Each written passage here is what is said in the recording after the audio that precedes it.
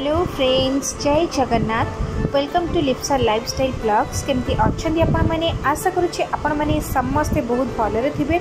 तो मुझे आज आपण मानक पई गोटे स्पेशल वीडियो नहीं आसी। तो आपण मैंने जेजुरी सुना भली देखा जाउथिबा मंदिर को यात्रा निश्चय देखंतु। जेजुरी खंडोबा मंदिर पई पूरा देश रे प्रसिद्ध, देशर प्रमुख तीर्थस्थली मध्यरु एटा गोटे। पुणे रु 48 किलोमीटर्स डिस्टेंस रे जेजुरी खंडोबा टेम्पल पड़े। आउ जदि आपण सोलापुर रु आसुथिबे ताहाले आपनको 60 किलोमीटर डिस्टेंस रे जेजुरी खंडोबा मंदिर आपण माने पाई परिबे। तो मराठी रे एई मंदिर को खंडोबाची जेजुरी बोली कहा जाए। जेजुरी रे थिबा खंडोबा मंदिर गोटे छोट पहाड़ रे स्थापित अछि। जेतेबेले आपण सेई पहाड़ रे पहुँचे आपण को संपूर्ण जेजुरी सुंदर दृश्य देखा मिलिबो। जेजुरी मुख्यतः तार दीपमाला की प्रसिद्ध, जहाँ को चढ़ा समय रे मंदिर प्रांगणर अद्भुत दर्शन देखा मिले। तेबे चलतु खंडोबा मंदिर सुंदर यात्रा करिबा। ई मंदिरटी बहुत सुंदर जगार अच्छी। आ मंदिर कारुकार्य बहुत पुराना। आमे जेजुरी रे थिबा खंडोबा मंदिर दर्शन करने आमे पुणे रे ही बाहर थिलु। तो आमे एठी लंच कर सारिबा परे आमे मंदिर को जिबु। तो आपण माने मो सहित वीडियो रे कंटिन्यू रुहंतु, सो दैट आपण भी सही सुंदर जगार दर्शन करिवार आनंद लाभ करि परिबे। तो बट ता पूर्व जदि आपण मो चैनल ले न्यू थिबे ताले मो चैनल को सब्सक्राइब करि नियंतु आ पाखरे थिबा बेल आइकन टी को प्रेस कर दियंतु।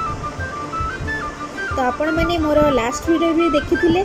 आ एई वीडियो रे भी मामू भणजा सब बेले रेडी थांती सेमानकर मस्ती करबा पई। तो सेमानकर मस्ती देखी बहुत ही बढ़िया लगे। आ सेमाने सब ट्रिप रे बहुत ही एंजॉय करंती।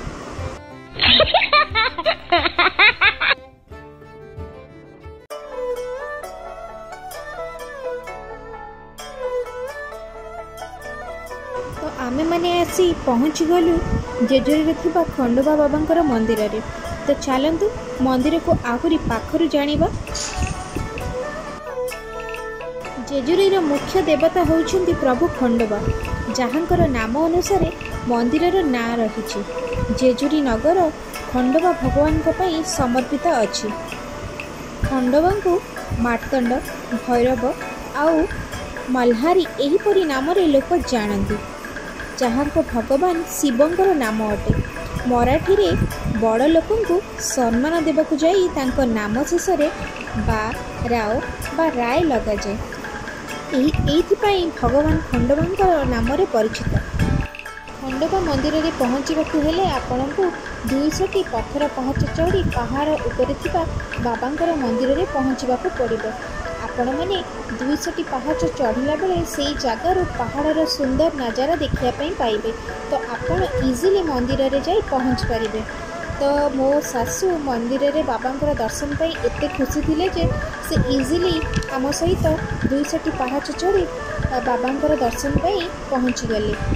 तो आमे माने जेहेतु बो आम सहित थिले, तो आमे माने मझिरे मझिरे गोटे गोटे जगार रेस्ट करी बाबांकर दर्शन करबा पई जाउथिलु।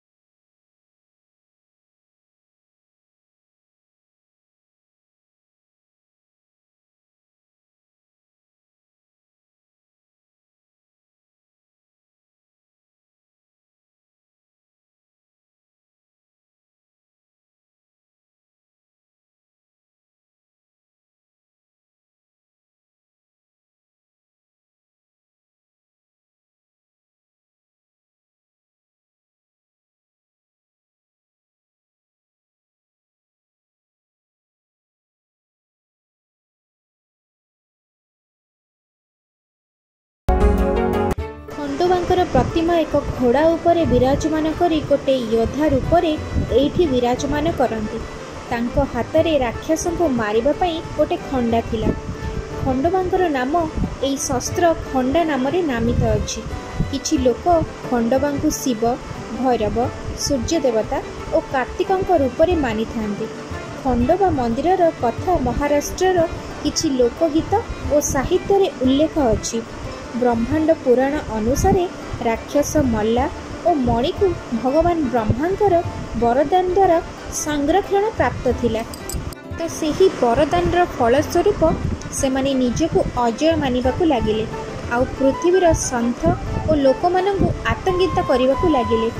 ए सबु देखि भगवान शिव रागी जाई मार्तंड और भैरव रूपरे नंदींकर सवारी करी पृथ्वी को बंचेबा पई दुई राक्षसंकर बद्ध करिबा पई अवतरण करथिले।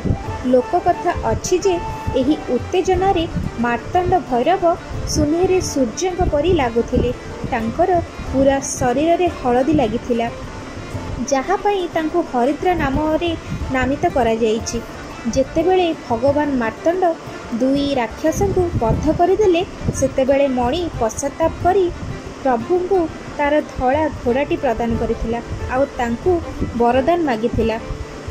वरदान थिला कि सेईटा खंडोबार सबु मंदिर रे स्थापित हेबो, जहा द्वारा मनुष्य जातिर मंगल हेबो।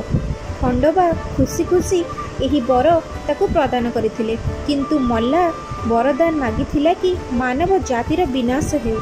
जहाकु सुनिकी भगवान रागी जाइथिले, तार मुंड काटी अलगा करि देथिले आउ मंदिरर सीढ़ी रे छाड़ी देथिले, जहा द्वारा मंदिर को प्रवेश करुथिबा भक्तंकर ता उपरे चढ़ी प्रभुंकर दर्शन कर। तो सेई दिनठू भक्त माने जेतेबेले प्रभुंकर दर्शन करिया पई आसंती मंदिर रे हळदी समर्पित करंती। मंदिर पत्थर रे तैयारी। मंदिरर मुख्य रूपरे दुईटी भागरे विभक्त करा जायछि। प्रथम भाग को मंडप कहंती, जेउठी श्रद्धालु एकत्रित होई पूजा भजन रे भाग नियंती। द्वितीय भागटी गर्भगृह अटे, जेउठी खंडोबांकर प्रतिमा स्थापित अछि। मंदिरर सबु जगारे हळदी देखिया पई पाइबे। हळदी पई पूरा मंदिर सुना भली देखा जाय।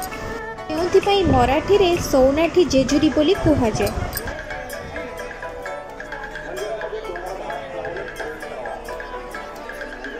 मंदिर को ऐतिहासिक दृष्टिकोण देखिले बहुत महत्वपूर्ण शस्त्र एठी रखा जायछि।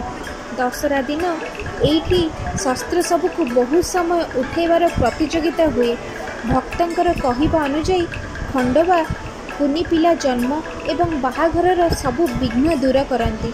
तांकर पूजा पूरा रीतिनीति सहित पूरा श्रद्धारे करा जाए।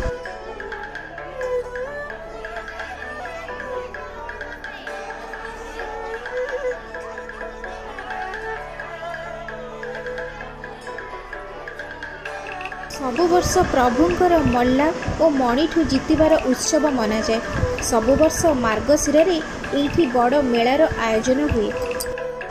तो शेष दिन को चंपा षष्ठी कहा जाए। एही दिन भक्त माने प्रभुंक पई व्रत रखती।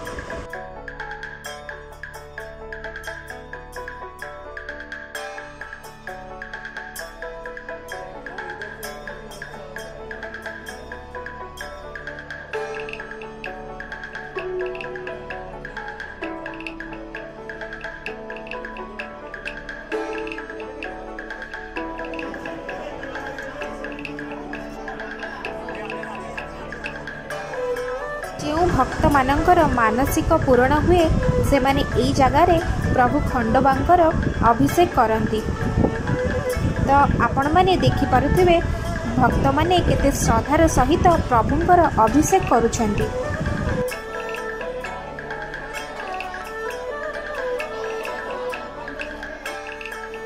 तो आम मानंकु एठी प्रभु खंडोबांकर दर्शन करी बहुत ही बढ़िया लगिला। आउ एई मंदिरर परिवेश आउ एई जगह बहुत ही बढ़िया लगिला। तो आपण माने जदि आपणकर बिजी शेड्यूल टाइम केबे पाती तेबे निश्चित भाव में एई मंदिर आसी दर्शन करी जिबे। तो आम मानकर दर्शन एबे सरी जाइछि। तो आमे एबे पुणे रिटर्न करिबु। तो आशा करुच्ची आपण मानंकु मोर आजिर ए ब्लॉगटी निहाती भावरे भल लागिथिबो। तो आमे माने से दिन पूरा थकी जाइथिलु। तो आमे पहुँचला बेलू प्राय 8:30 राति हो जाइथिला। तो समस्ते से डिसाइड कले जे बाहर डिनर करने।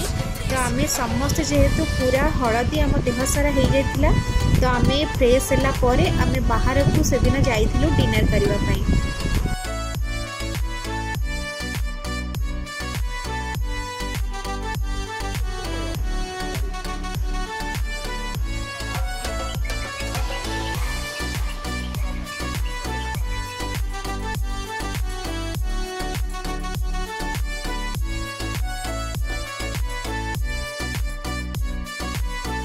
आम फैमिली रो किछि स्पेशल मोमेंट मु आपण मानक सहित शेयर करूची।